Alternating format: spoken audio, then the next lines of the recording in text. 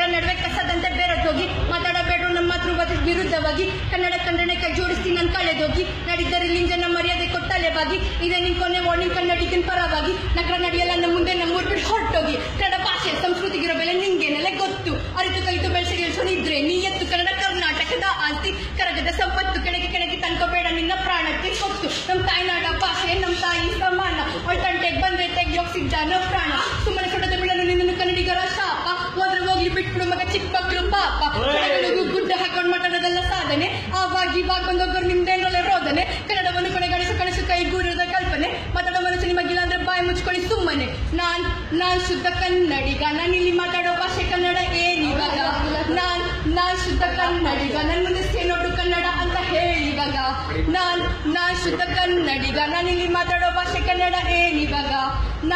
ನಾನ್ ಶುದ್ಧ ಕನ್ನಡಿಗ